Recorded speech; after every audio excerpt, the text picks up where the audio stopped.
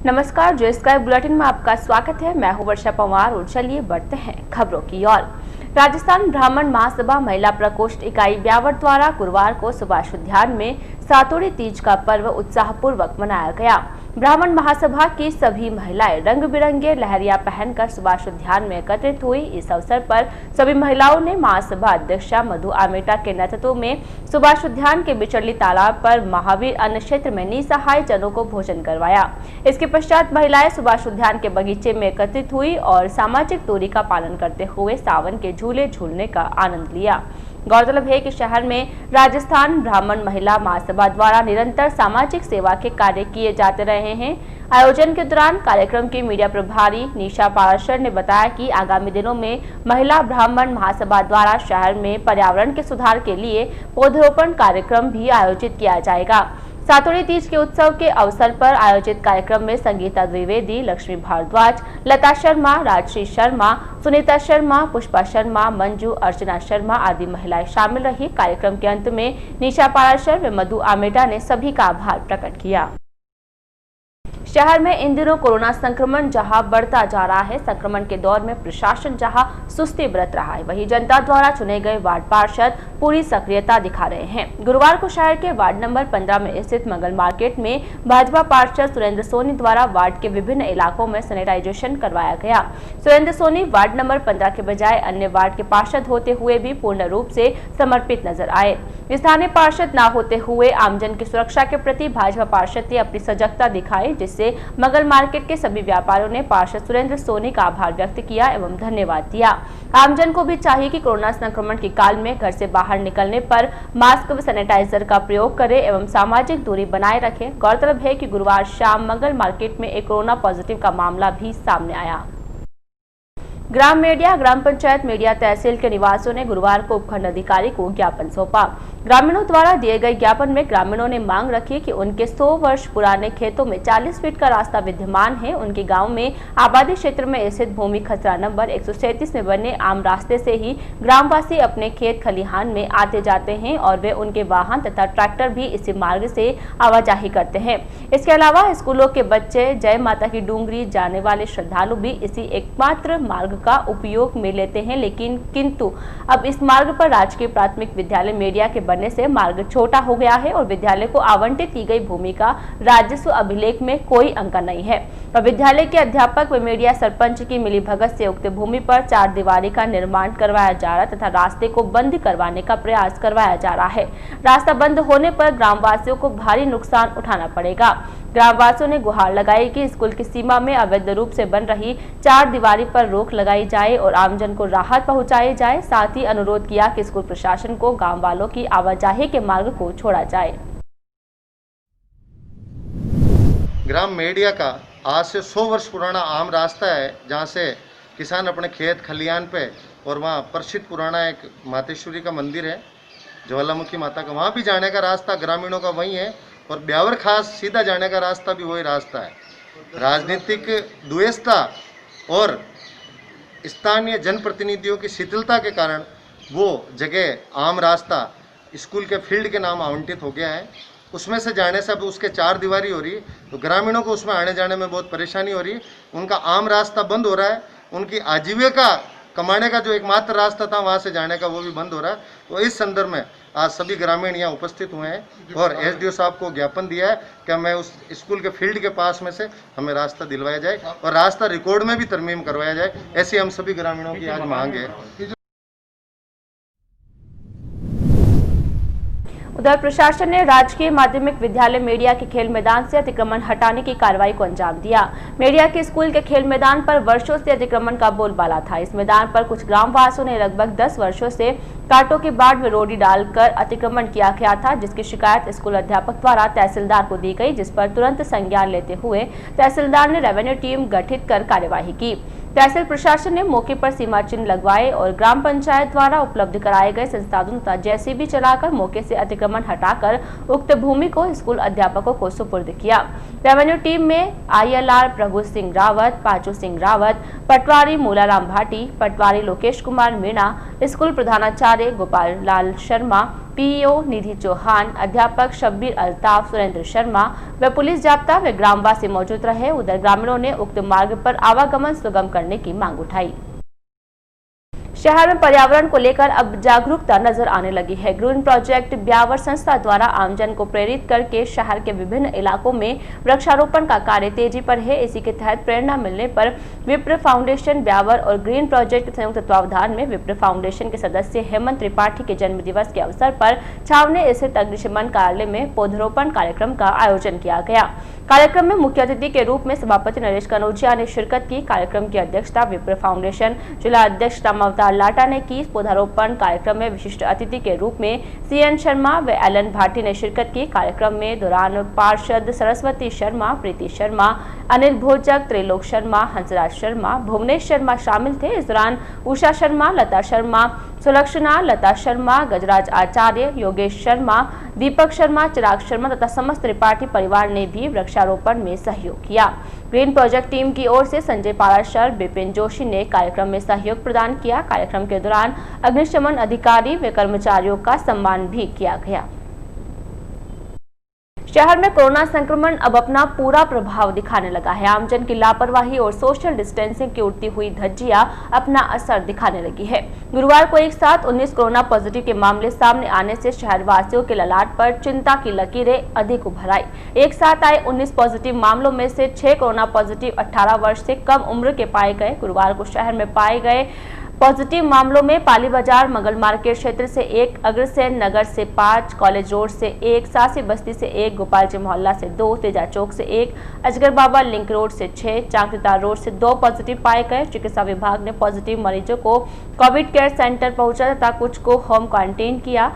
संबंधित इलाके में मरीज के परिजनों व आसपास के लोगों के स्वाब सैंपल एकत्रित करके अजमेर जांच के लिए भिजवाए गए। साथ ही सभी इलाकों को सैनिटाइज भी किया गया। सभी शहर व ग्रामवासियों से अनुरोध है कि आवश्यक होने पर ही घरों से बाहर निकले, चेहरे पर मास्क व हाथों में सैनिटाइजर का प्रयोग अवश्य करें, सामाजिक दूरी का ख्याल रखें। शहर में बढ़ते कोरोना वायरस को देखते हुए प्रशासन को भी अपनी सुस्ती दूर करके ठोस कदम उठाने की जरूरत है। गौरतलब है कि गुरुवार को एक साथ आए 19 कोरोना पॉजिटिव के मामले अब तक में एक दिन में आने वाले सबसे ज्यादा मामले हैं। इन्हीं 19 मामलों में 10 साल से कम उम्र की 3 बच्चे और 6 पॉजिटिव युवा अवस्था से जुड़े हैं। जहां बुधवार को एक ही परिवार से 6 मामले सामने आए, वहीं गुरुवार को भी 19 मामलों में से 6 मामले केवल एक ही परिवार से जुड़े रहे।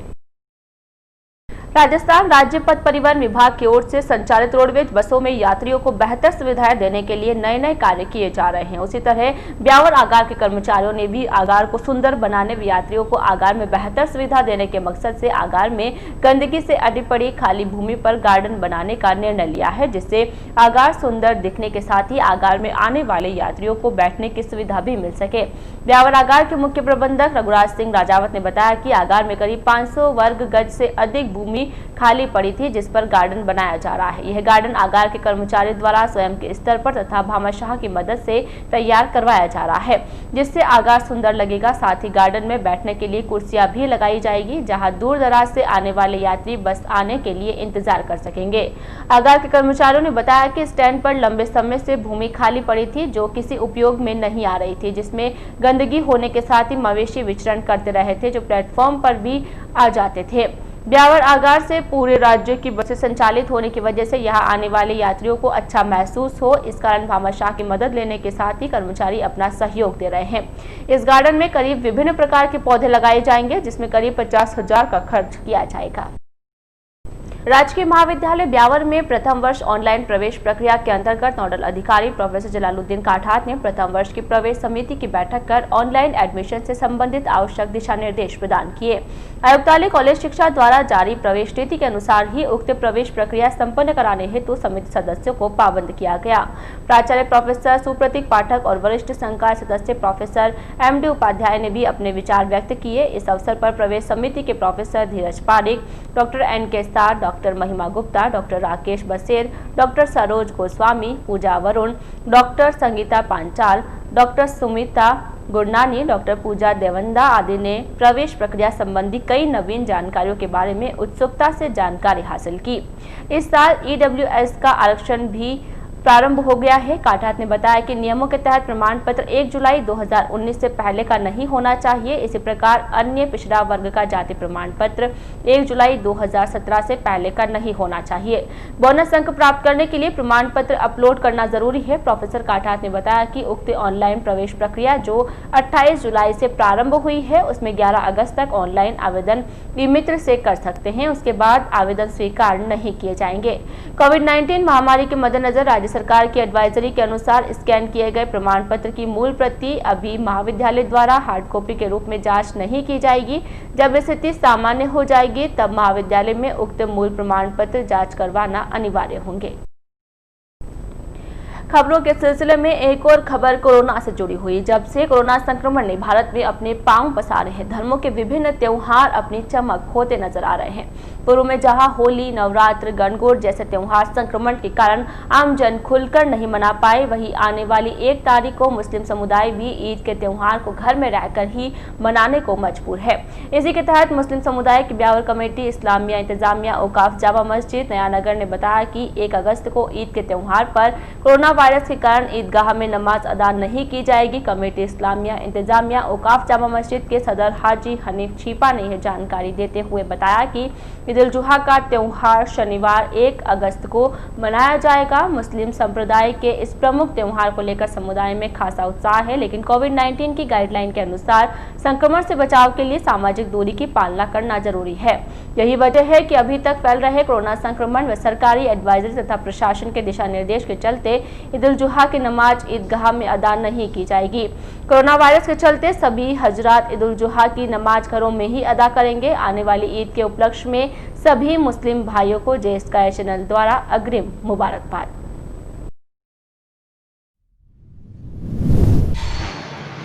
1 अगस्त को ईद उल अजहा यानी कि बकरीद का त्यौहार बड़ी धूमधाम से ब्यावर के अलावा पूरे हिंदुस्तान के अंदर मनाया जाएगा, शादीपूर्वक मनाया जाएगा। और कुर्बानी का मतलब ये है कि हज़रत इब्राहीम अलैहिस्सलाम की अल्लाह की याद में कुर्बानी की जाती है। उनको हुक्म हुआ कि इब्राहीम तेरी सबसे प्यारी चीज़ कुर्बान कर। हज़रत इब्राहीम ने मीना के पार से ले जाकर हज़रत इस्माइल को हिबा करने की करी थी, तो आसमान से जन्नती दुम्बा आ गया था। उसकी याद हमेशा मुसलमान करते हुए आ रहे हैं। और कुर्बानी नियम अनुसार ईद की नमाज के बाद बकरों की कुर्बानी दी जाती है। इस बार कोरोना है तो आप कैसे ईद उसके परंपरागत तरीक़ों जो ये भी एक नियम रखा गया है कि नमाज के वक्त जो जैसे रमजान ईद में पड़ी थी, वैसे ही अपने घरों में अंदर ईद की नमाज पढ़ी जाएगी।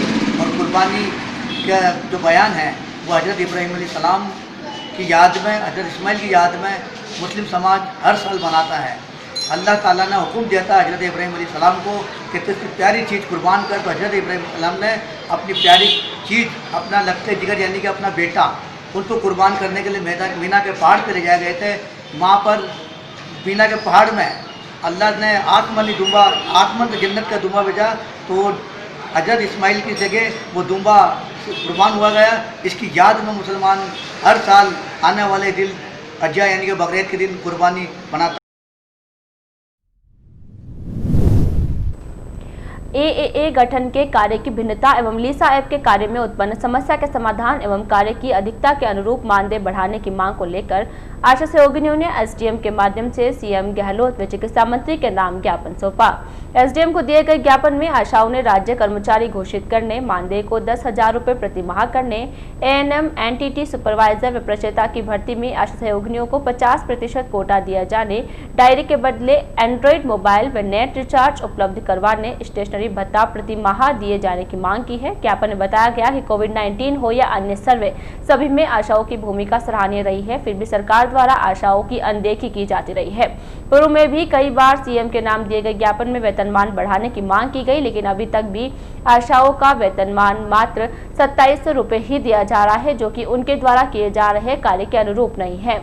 ज्ञापन में बताया गया कि कोविड-19 महामारी में कार्यकर्ताओं, सहायक व साथियों का संपूर्ण कार्य में किसी प्रकार का सहयोग नहीं होने व पोषाहार की फर्जी रिपोर्ट एवं फर्जी उपस्थिति की जानकारी सुपरवाइजर व महिला बाल विकास अधिकारी को दिए जाने के बाद भी अभी तक कोई कार्यवाही नहीं होने पर आशाओं में भारी रोष व्याप्त है।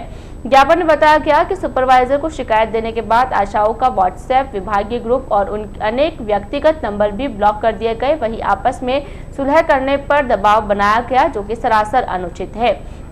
आशाओं ने ज्ञापन के माध्यम से सरकार से मांग करी है कि उन्हें कार्य के लिए एंड्रॉइड मोबाइल उपलब्ध करवाया जाए, साथ ही उसमें रिचार्ज की सुविधा भी मुहैया करवाई जाए।